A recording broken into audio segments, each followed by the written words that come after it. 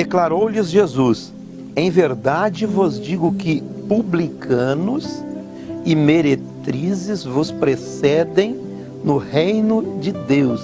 Quem eram os publicanos? Eram os cobradores de impostos, era gente falcatrua, ladrão, mau caráter. Os publicanos eram pessoas injustas, pessoas que defraudavam. Se fosse na nossa época, como eu já disse antes, seriam os políticos da nossa época. Eram os publicanos. Aqui no caso eram aqueles que recolhiam os impostos. Mas o caráter é da mesma estirpe, da mesma espécie.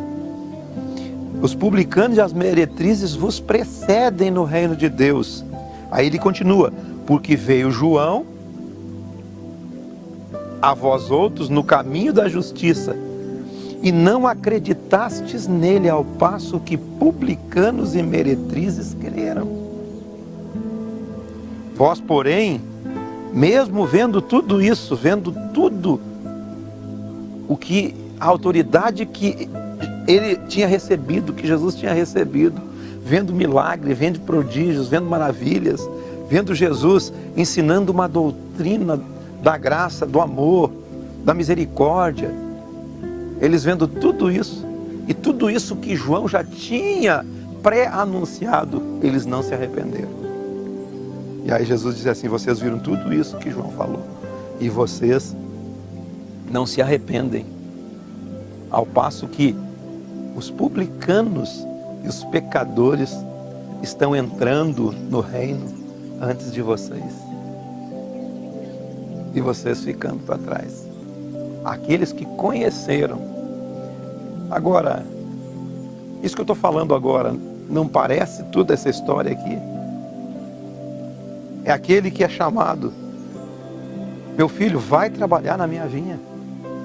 Eu estou indo, estou dentro, mas não foi. Aí o outro foi convidado: meu filho, vai trabalhar na minha vinha. Não quero, não vou. Mas depois foi. Esse texto ele fala de um espírito que está por trás disso. No caso, quando ele se refere ao primeiro rapaz, ele fala do espírito da religiosidade. Esse espírito que está na maioria das pessoas, que se dizem cristãos, que se dizem evangélicos, que se dizem católicos, que se dizem qualquer coisa que você imaginar na sua mente, em qualquer lugar do mundo. Eles têm uma obediência aparente. Não foi a obediência aparente do primeiro rapaz? Meu filho, vai trabalhar. Já vou. Mas não foi, então era algo aparente, típico. Algo aparente é típico do religioso. Ele vive de uma exterioridade, mas não de uma prática. Ele vive de algo que o cobre, mas não de uma verdade que anda com ele. Você vê o segundo rapaz, ele dizendo de fato que não queria ir, mas foi. E eu gostaria que você compreendesse o espírito do Evangelho nessa parábola. Porque o Evangelho ele é um espírito. O Evangelho é uma consciência. Mas não é uma consciência aparente. Vocês estão entendendo? Não é uma consciência aparente, em que você obedece, ou que você se entrega aparentemente. Vocês mesmos devem conhecer pessoas que são religiosas, ou pertenceram a algumas religiões a vida toda, mas tudo aparências. Eles nunca tiveram aquela questão da obediência dentro deles. Eu estou indo, Senhor, estou fazendo a tua obra, mas na verdade não está fazendo. Porque o Evangelho, ele não se caracteriza apenas em você frequentar um lugar, uma instituição. O Evangelho é um espírito de consciência, é uma mudança interior. O outro rapaz, aparentemente, foi negativo.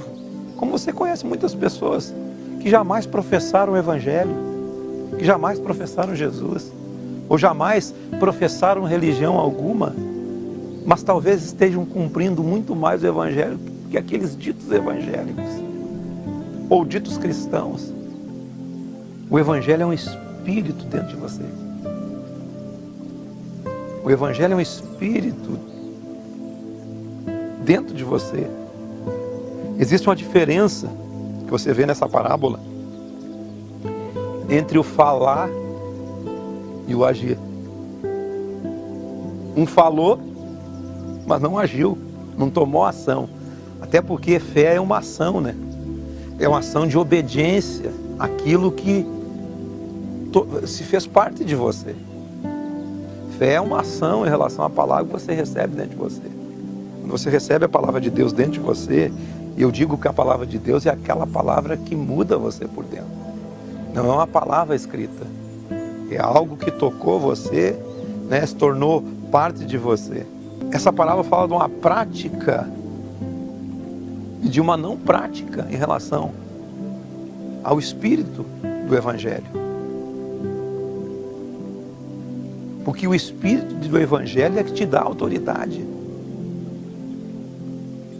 Com que autoridade você faz essas coisas?